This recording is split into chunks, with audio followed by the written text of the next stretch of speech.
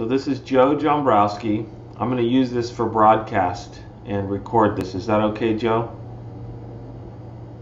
Sure. Okay, great.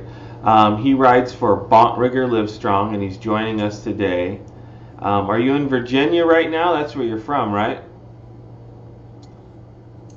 Yeah, I'm back home in Virginia. I got here just the day after Colorado ended.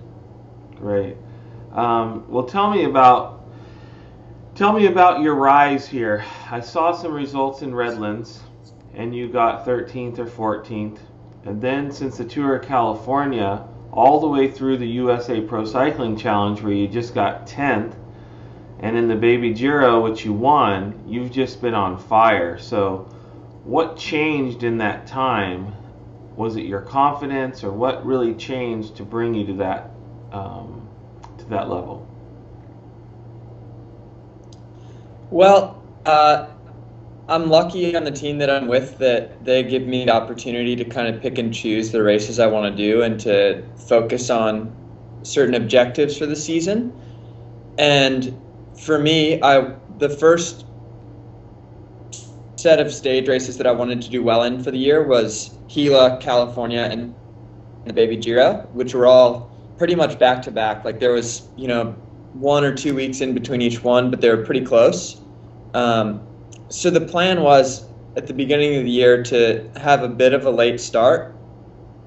Really the only race I did before Gila was Redlands, and that was at the end of March. So I wasn't really quite on top form going into that, and it was, just like an early season race for me, even though it's still not really early. It's almost April by the time Redlands is over.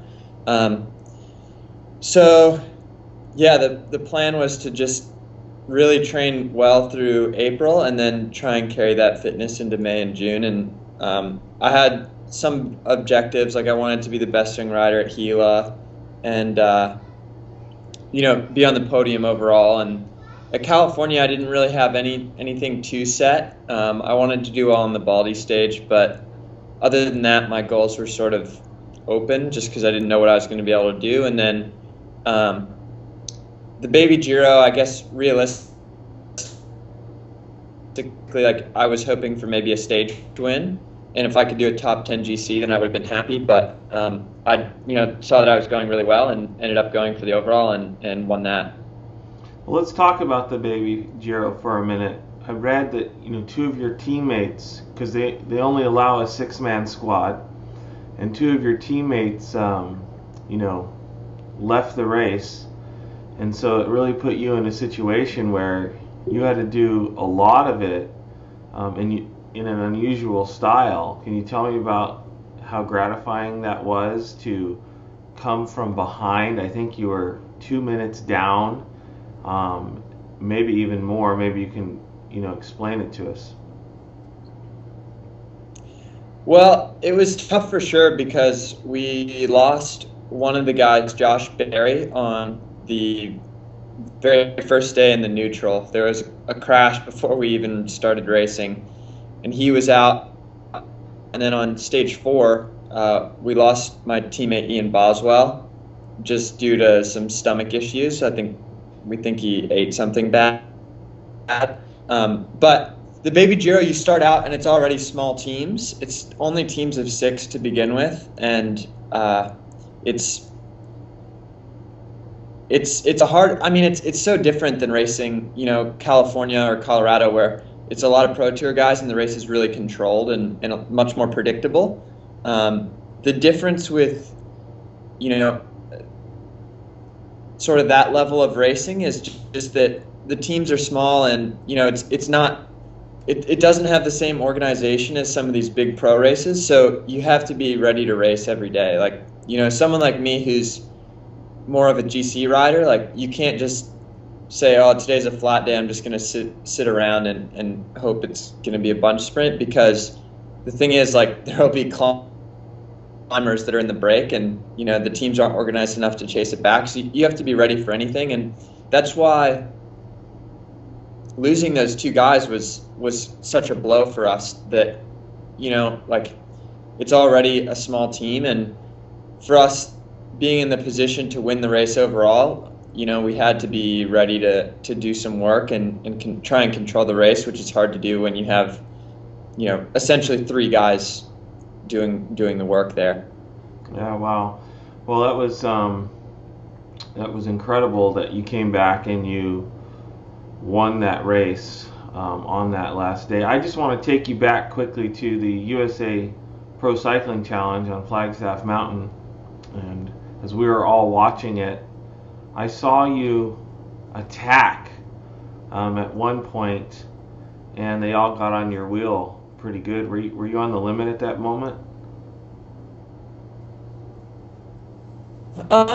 No, not totally. I wanted to ride the climb aggressively. For as much climbing as there was in Colorado last week, it wasn't really super decisive stages. Like for example, that day we did Cottonwood and Independence. I mean, we did a ton of climbing, but it was still a 30-man group came to the line at the end. And it was a race where if you wanted to do well for the overall, it really required you to be aggressive in race. I mean, you saw really there was, I would say, 4 decisive days for the GC. There was the 2 days where we kind of had it wasn't a mountaintop finish, but it was sort of a hard hill at the end, finishing in Beaver Creek the one day, and I'm not sure where the other one was, but the day TJ won was the one in Beaver Creek, and then there was another one somewhere else, I think, where it was like a Jens won, and then it was a 7 or 8 man group that was the front group coming to the line. But it was 5 seconds here, 10 seconds there, and then Flagstaff was really the only other day of road racing where you could make a difference in time. And for me, I knew that realistically, if I wanted to do a good ride for the GC, I'd have to try and get time where I could, because I'm going to have a hard time keeping pace with Levi and TJ in the final time trial. So, I talked with our director, Axel, and the plan was to just really ride aggressive on Flagstaff, and if I could get away at the bottom, then that's what I wanted to do. And in retrospect, maybe I was a little too aggressive too early. I mean, it's a short climb as it is. It was only 11 or 12 minutes, and from the bottom, I was already kind of instigating, and then when it finally, Nibali countered me, and I came across Nibali, and then finally Levi went, and it seemed like all I really did was soften everyone up for Levi. But, that's bike racing, and if you want to win, especially in a race like that where there isn't, the time trial short, the one day where we finished up a climb, the climb was short too. Like if you want to do well overall, you're going to have to be aggressive. You can't just sit in and wait for it. Well, let's talk about that winning for a minute, because you've got it, and you are the future of this sport. You're a young guy. You're 21 years old. You have big things ahead of you, and you're going to be on some very big teams when you get done with the U23 stint. Have you always eat, slept, and drank cycling your whole entire life? I mean, when did you know that this is what you wanted to do with your life? Well, I guess it's something I've wanted to do for a while, but maybe didn't realize was realistic until recently.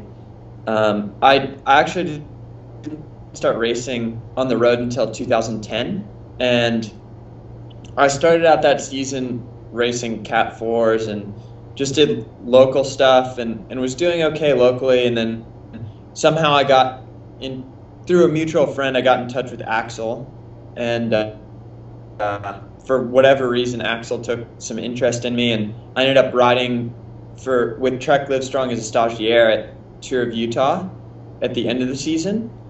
And, you know, that was exciting for me. And at the end of the week, he said that, you know, he was impressed with how I had done, and that if I wanted a spot on the team for the next year, then I could come. And I took that next spring semester off of school and just decided that I wanted to focus on racing last year for the entire season. And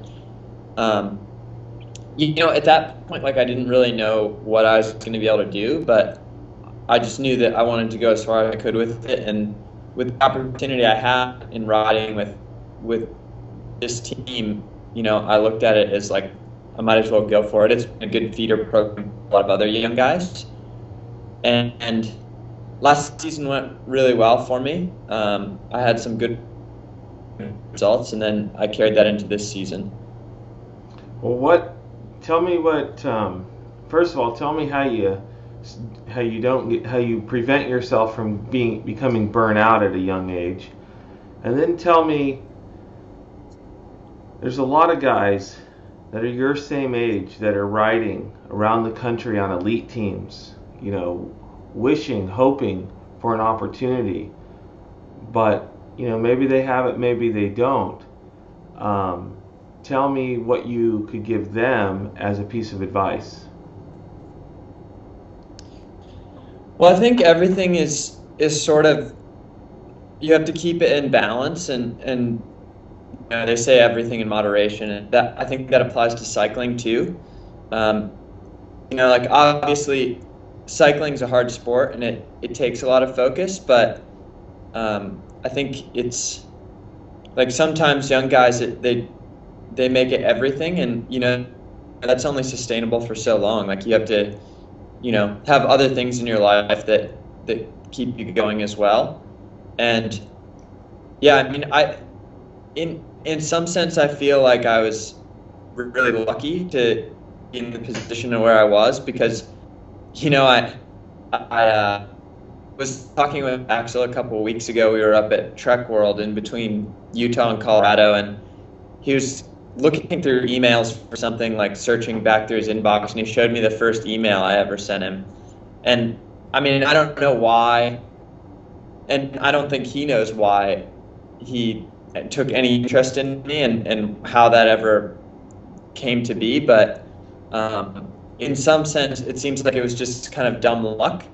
And yeah, I think, you know, like, that's a lot of times a little bit part of it, and then I think you have to just take that stroke of luck and kind of run with it when you get an opportunity. Yeah, no, that's awesome, and you have done such an incredible job on your team, and you have a great supporting cast around you with all the guys, which there's so many of them I don't even know where to begin to start naming them, but you guys have a powerful team. I have a question for you too, a little bit of a tougher one. You know, you guys are, being a U23 team, you guys are having the ability to ride in these very large races, and you know, some people like it, some people don't like it. I actually think it's great to see you guys compete at that level. Do you guys feel like you belong there? You know, earlier on this year, when we first got our invite into Tour of California, I know that, like, a lot of people were giving us flack about that, saying that, like, we didn't really belong in a race like that. And, you know, obviously we weren't bumping out pro tour teams out of the race. It was more like sort of that battle amongst the domestic teams for who would get a spot, because for the domestic teams, like Tour of California, you know, and now this year, when you can include the USA Pro Challenge in that, it's sort of their Tour de France, and it's big for them. You know, it's big for their sponsors. It's the biggest thing that we have in the US. So I totally understand what they're saying, but at the same time, I think, you know, even I wasn't 100% confident in what we were going to be able to do in these big American races. But, you know, we got that opportunity, and I think that we really showed ourselves well at California. You know, there were a lot of times where it was a bunch sprint. We we weren't winning the stages. We didn't even have a guy in the top 3, but we'd be in the top 5, top 10 a few times, which I thought was good. I had a good ride on Baldy, and I think it was a good start. And then at Utah and Colorado, I think we showed ourselves really well too. And to some extent, improved the people that said that we weren't going to be able to ride at that level. I think we proved wrong. Yeah, you guys did a great job, and you have done a great job all year. And we wish you continued success. Is there anything else you want to add? Nothing I can think of really. No. What do we expect out of you for next year? What are your goals? Have you written them down yet, or are you still contemplating what you want? Well, I'm not sure. I sort of confirmed to move up to a pro team for next year, and I'm not totally sure on all the details yet. There's a chance too, I guess, that I could spend a bit more time with Bontrager LiveStrong, just because for me it's really all about the long term, and just. Can you tell us who the team might be? I think this is really. I wish I could, but I'm not allowed to say quite yet. Understood. Well, I appreciate you taking the time. I really do. I know you guys are busy, hectic schedules, putting a lot of miles in on your bike. So it's very humbling for a star like yourself to take the time and talk to us and grow your fan base. So I appreciate it. Yeah, thanks for having me, Brandon. It's been awesome.